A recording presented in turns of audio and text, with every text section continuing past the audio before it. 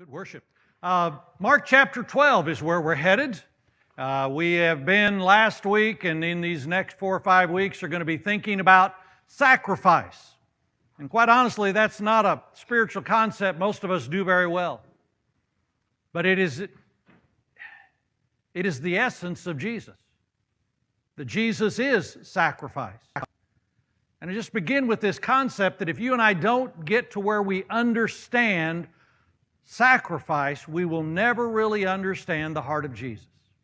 And so today we're going to look at a passage, and it just seems appropriate because it's a passage about someone giving an offering that at the beginning of the sermon we pass the offering plate. You don't seem excited. Go ahead, come on, I've got some folks who are going to help me. Actually, we're not asking you to put anything in the plate. I have some stuff in the plate I want you to take out. In fact, let me start. In the plate, there are coins, and I want every one of you to get 2 of those coins, okay? So go ahead and start. So when the plates come by, pick up 2 of those coins. These are replicas of the smallest coin that was in use during the time of Jesus. The word mite is actually, there was no such thing as a coin called a mite. Not in Israel ever. There was a coin called the Mite in England in around 1600, and so when they made the King James Version, they translated this coin's name and they translated it into mite. So it's been the widow's mite story forever. But the Greek word is lepta, L-E-P-T-A. Singular is lepton, L-E-P-T-O-N, but lepta, and these were the smallest coins that were used. And there was, of course, this story about a widow who had 2 of these coins, and she gave them, and that's what we're going to read in just a moment. And I want you to each have one of those and maybe just kind of hold on to it during the sermon. But those are replicas of the coins. Now, the concept of sacrifice is just throughout all of Scripture, and there seems to be a sense that Jesus, who is the ultimate sacrifice, when He sees sacrifice, He notices it. Now, last week we talked just a little bit about Mary, who took that alabaster jar of perfume that was almost a year's wages, 300 denarii, which was another coin of those days, about a man's wage for a day. She broke it open and she poured out that perfume on Jesus' feet. And we know that Judas was outraged. Judas said, well, that should have been sold. The money should have been given to the poor. And if you remember Jesus' comment, seeing Mary's sacrifice, He said, leave her alone. What she is doing is for my burial. So when Jesus saw Mary's sacrifice, He connected it to the sacrifice that He was going to make. Jesus notices and pays attention to sacrifice. And by the way, Judas' response, when you talk about sacrificial giving or serving or living, people will never understand. There's some people who will be foreign to them. They won't really gather it at all. But this was that element of sacrifice, and these 2 coins are similar. So that's where we're headed. Everybody will have theirs in just a moment. So if we begin in Mark chapter 12, and as Mark tells the story, this event is in the week of the Passion. This is after the triumphal entry. Jesus is going back and forth to Bethany each day. That's where He's seen Mary, where He's been anointed. And now He's just a few days away from the cross.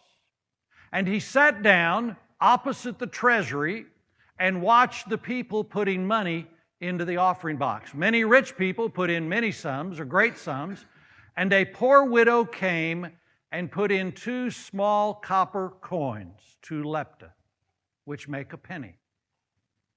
And He called His disciples to Him and said to them, truly I say to you, this poor widow has put in more than all those who are contributing to the offering box.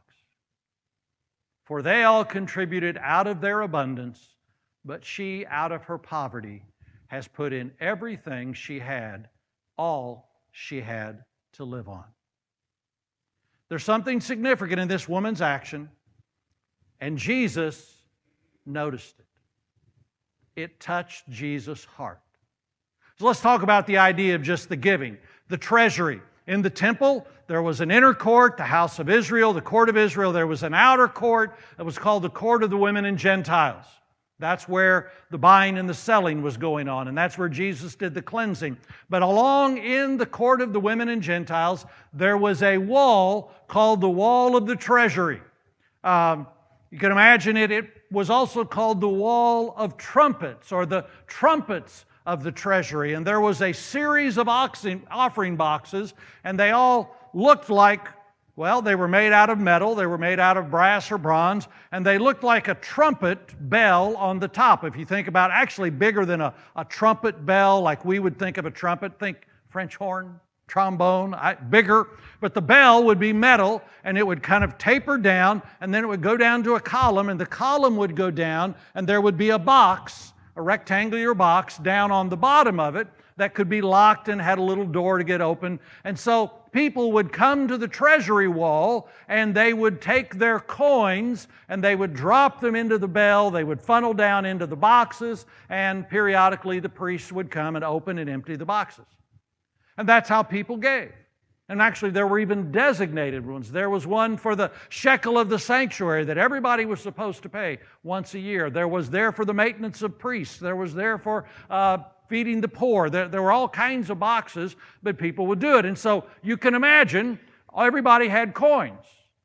And if you really were interested in being noticed, and there are metal offering boxes that are shaped like bells, and you got a handful of coins, it's pretty easy to sound the trumpets. In fact, that was a term that they used. When you gave, you sounded the trumpets. You dropped your coins in, or if you really wanted to be attention, you took them and you threw them in.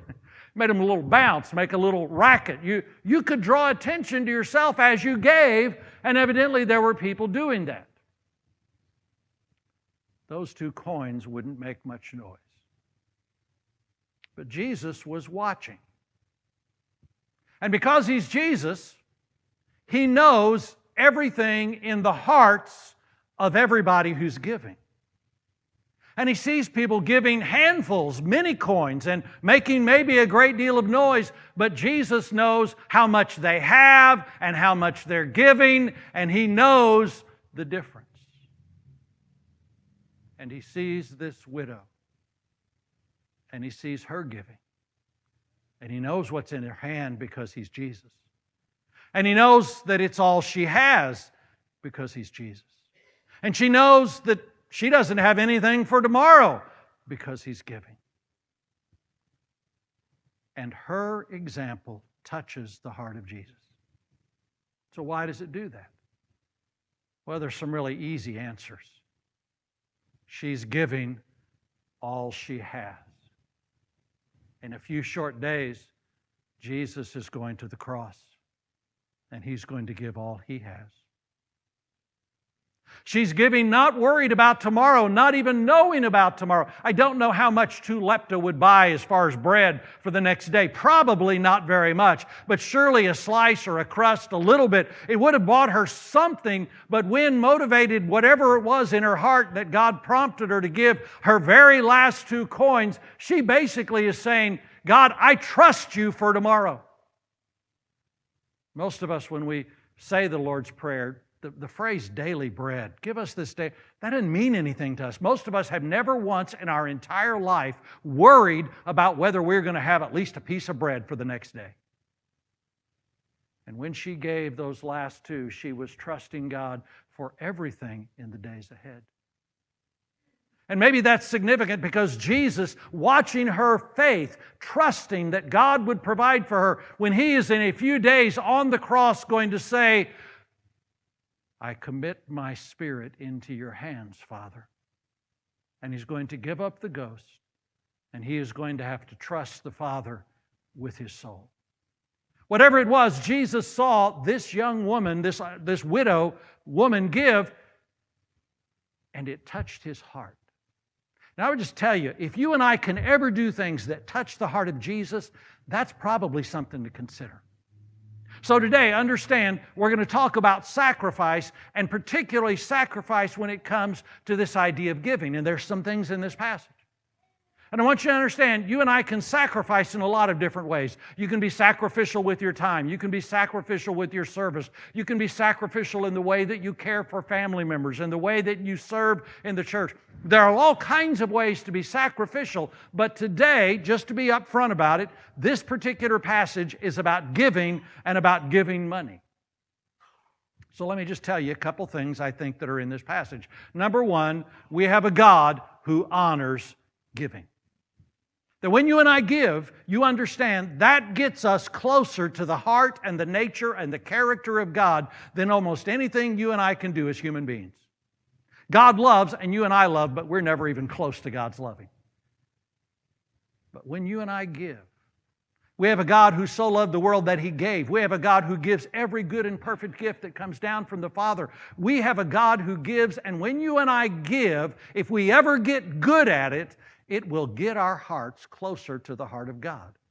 So He commands us. In fact, He commands literally that worship and giving are almost completely connected. There's almost no way to separate them. If you really go to the Old Testament and God teaches the children of Israel about worship in the law, every other place that you go, I mean, just over and over and over, there are sacrifices and there are tithes and there are offerings and there are special kinds of giving. And when you give and when you do this, that worship and giving go together. In fact, worth-ship is that when we come here, we say, how much is God worth?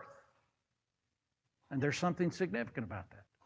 Worship and giving and being honored by God go together. God honors giving. He blesses those who give. The promises of God, bring the tithes into the storehouse and see if I don't open the storehouses of heaven and pour out a blessing on you that you will not be able to contain. So God honors giving. Secondly, everybody, if this passage says anything, everybody can give something. In fact, I'm going to say everybody should give something. In fact, bottom line is, it doesn't have to be very much, but I've never met anybody who couldn't come up with 2 coins like that. Everybody can give something. In fact, honestly, I think there's something very basic about coming to worship God and bringing something. I remember many years ago, an old-time preacher, and I think the way he said it was something like this: brothers and sisters, I'd be ashamed to come into the house of the Lord empty-handed when everything that's ever been in your hand has come from the one you've come to worship. I just think there's something about that. There's something reasonable. And by the way, I have been pastoring long enough that I think I have heard every single excuse for not giving that you possibly can. And by the way, I'm just going to be real blunt today. This having sort of said I'm going to retire in a year or so, it really creates some freedom to just say whatever the heck I want, because I figure you won't find me here in the last year. I mean, I think I can just offend anybody I want. Don't have any problem with that. So I'm just feeling really free today. So let me just tell you, I don't care how many excuses you got for not giving. Frankly, they just don't fly. I mean, I've heard several of them say, well, we don't give at church. We give other places. We send money over here and we support this group and we support... Well, listen, I'm sure there's a whole lot of other good groups and good places and places that are godly and do good things. But let me just be upfront with you. There is only one organization I know that Jesus Christ died for, established, is the head of, and is going to bless as His bride someday in eternity, and it's the body of Christ. If you're going to choose where to give, start with your church and then give some other stuff someplace else. Well, that was good. I didn't get that in the first service. That was good. Okay. Secondly, I hear people who say, well, I don't give money. I give my time. I serve. I volunteer. Well, good. You ought to. But you do understand that all of your excuses, you don't really have to convince me. Frankly, I go out of my way not to know what anybody gives. I mean, I really try. I want to treat everybody the same no matter how much they give. So I don't really know what anybody gives. I go out of my way to not do that. But you understand this picture of Jesus sitting on the wall, watching people as they give. Guess what? He's still watching.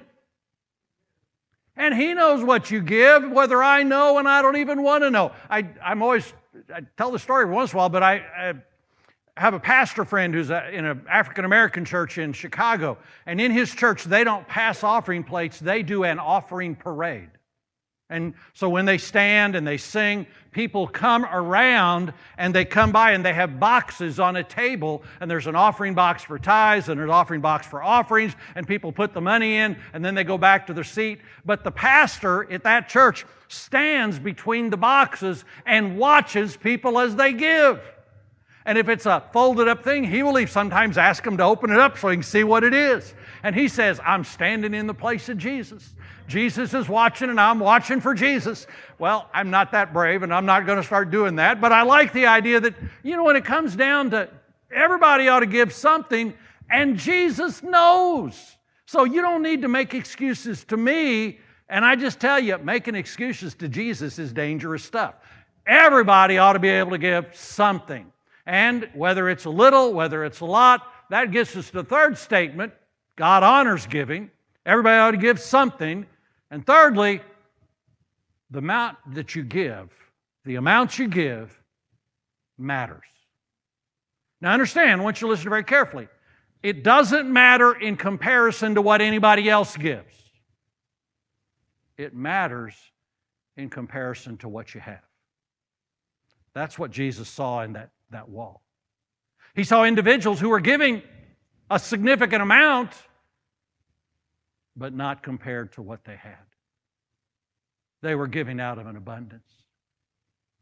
And what he noticed in the widow was that her amount to give was far greater. There's something significant about it. The amount that you and I give is important, not compared to what anybody else does. In fact, the Bible always teaches proportional giving at every place. On the first day of the week, lay aside for you as God has prospered you. And the more God blesses you, the more you ought to be able to give. And if you have tough times and you're not very blessed, then you're probably not going to give as much. And God is going to honor the giving wherever it is, as long as it is a reflection of how He has blessed you. You know, the concept of tithing is pretty basic. And I've shared this story before, but it's just a good time to bring it back out, that there is this, how I learned to tithe. I learned to tithe as a child. I started getting an allowance when I was about 6 or 7. Providing I did the chores that 6- and 7-year-old boys were supposed to do. Didn't always get it, but I've had that promise. But when my parents started giving us 50 cents, the very same Saturday that I got my very first allowance, I also got a box of offering envelopes. And my mom and dad said, now son, this 50 cents is yours, but 5 cents of it belongs to God. And they always gave me a nickel somewhere in the change. I never got a 50-cent piece, never got 2 quarters. There was always a nickel there to make it really easy. And they said, but son, 5 cents belongs to the Lord, and here's your offering envelope. And so it became a Saturday night tradition in our house. Take a bath, need to do that. Set out your stuff for Sunday, get your offering envelope ready. And frankly, the nickel was pretty easy because I was up 45 cents. It was a good deal. And so I just started taking my offering to church. Well, I was about 4th grade, I started a paper route, $4 a week. Well, then I started to have to figure it differently. And on Saturday night, well, $4, okay, that's 40 cents. And I'd get my 40 cents together, and Mom and Dad always had change around, so we could do that. And every Saturday night, got my offering envelope ready, and we'd take it to church. When I was junior high, my dad came home and said, guess what, son, you volunteered to mow the neighbor's yard. It was old Mr. Bertram, but Mr. Bertram was paying me $3 to do it, so it wasn't a bad deal, and so I kind of added into the paper route some other things, and then I started mowing more yards. In fact, it got to be a big deal, and there were times in junior high during the summer where I'd $30 a week. And so I'd, on Saturday night, figure that out. Well, that's $3. I put that in an offering envelope and take it to church. By the time I was a freshman in high school, it was probably 25 or so yards that I was mowing. And there was one in particular week where everything just mowed all the yards, the weather was perfect, did it all, and got paid for a few other ones. When I got ready and counted up what I had collected during the week, it was $110. Well, that was pretty simple. It was a $10 bill and a $1 bill. I will tell you, the $1 bill went in the offering envelope really easy. The $10 bill was another matter. In fact, frankly, I was pretty sure that God could get $10 from other people. It didn't mean as much to them. I knew. And the $10 bill went in once and it came out once. And I wrestled with that, whether or not God really needed my $10 bill. Surely there was some way we could get around this. He really didn't need it. It was the very first time I struggled with whether it was right to do that. And finally, out of a certain amount of guilt and maybe embarrassment or whatever it was, I finally took the 10 and the 1 and I stuffed them in the envelope and I licked the little glue, which never tasted very good on the envelope, and I slapped that sucker shut and I laid it there by my Bible ready to go to church the next day. And I don't recollect feeling very good about it. And I didn't feel very good when I woke up the next morning. I have a little bit of greed and just cheap. And I really didn't want to let go of that $10 bill, but in fact, we lived kind of close to the church in a parsonage, and it didn't feel very good carrying it to church. In fact, it didn't feel good until after I'd already given it. And I began to remember, I got $99 at home in my drawer. That's more than I ever dreamed about. And I began to think, and it finally began to feel good. And from that moment on, I've never questioned whether tithing was right. When Karen and I met, we started talking about getting married. That was a discussion. Are we going to be a tither? And she had never done that in her life and really wasn't even clueless. Her family didn't even go to church, much less give at church. But she said, if that's what we need to do, we'll do that. And we have tithed our entire married life. And I am convinced, without any question, that our 90% has gone farther than most people's 100% will ever go. The matter of amount is a relationship between you and God, and the amount matters. The final thing, though, that I really want you to see today is that God especially honors sacrificial giving. If you really get down to it, He sees this widow give, and the heart of Jesus is touched by the way she gives. We know her name. We don't know her name, but we know her story. And her story has been preserved. And I've often wondered what kind of honor she might have received when death finally came and she went to be in the presence of God and was there and she was welcomed in. And if God Himself said to her, "Well done, thou good and faithful servant," if Jesus walked up to her and acknowledged her sacrifice that she made that day, God honors sacrifice. And here's kind of what I really want to say today. There's a point at which, for most of us, if we never get to the point that our giving has an element of sacrifice at some place in our life, there are things we will never understand about the heart of Jesus. Now, if you've never given more than $1, to give $10 may be sacrifice. If you've never given more than 10, 20 may be sacrifice. If you've never tithed, then you try that. I'm sure that's sacrifice. For some of us who have tithed for our entire life, really tithing isn't a sacrifice anymore because we've done that and we do it readily and obediently. And so there has to be something beyond that periodically, every once in a while, where we do something beyond that, where there is a sense of it costs me something, it is painful, it is difficult, but it is godlike, and it resonates with the heart of Jesus. In fact, that's one of the reasons as a church we provide you some opportunities to do things that are over and above. Shoe boxes, or we did backpacks as we gave those away to kids this summer, or we do the 3 mission offerings, or we do over the course of the years, we've raised $100,000 to remodel the auditorium, or $300,000 to build the kitchen, or all those other kinds of things that you do. But you understand there is something about an element of sacrifice. And if you and I never move beyond the barrier of selfishness and self-control to that point of surrender and of trusting God and saying, "God, because you've motivated me to give more than I would have ever thought I could give," and then I give it, there's an element of sacrifice that resonates with the heart of Jesus. To be sacrificial in the way you serve and love your family. Sacrificial in the way you serve and love the church. Sacrificial in the way you give your time and your abilities and talents. But understand, there is something about this story, something beautiful about this story.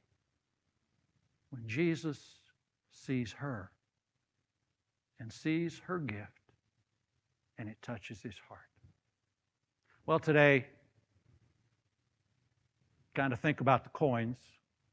First of all, Don't bring them back and put them in the offering plate next week and think it counts. It doesn't. Don't do that. I am going to suggest that maybe for the next 2 or 3 weeks, put those someplace in your house where you can see them, just for a couple weeks. Put them on the kitchen table, put them on your dresser, maybe in the bathroom. Just put them someplace where you're going to see them, and let them, first of all, be a reminder of all you have. These were all she had. And you and I have so much. We've been so blessed. Maybe this is a good way to just be reminded of being thankful, and a way to get ready for Thanksgiving and acknowledge how good and how gracious God has been to each of us. So just kind of leave those around, and when you see them, just stop and say, Lord, thank you. I've got so much. And then maybe let them be a reminder that you need to trust Him for today and for tomorrow, for daily bread, for daily life, for everything else there is, just to trust Him. And maybe when you see those, let them be an opening of your mind, an opening of your heart to say, and Lord, if there's some kind of sacrifice you're going to ask of me, I'll consider it. I'll try. I'll be open. Lord, I don't know what it would be. I don't know what motivated this woman to give those last 2 coins, but God obviously put it in her heart and she was obedient. And it may be that for some of us during this time, and there's so many ministry opportunities and so many needs and so many things around us, and it may be that God is going to put it in your heart to do something sacrificial. And that touches the heart of Jesus. And when you and I can touch the heart of Jesus, we begin to understand how much He loves us, what He's done for us, and maybe just draw that much closer. So today, invitation time. Let's stand, let's sing. Think about your life and your giving, and as Jesus watches, is His heart touched by our faithfulness and maybe at times by our sacrifice? Let's sing.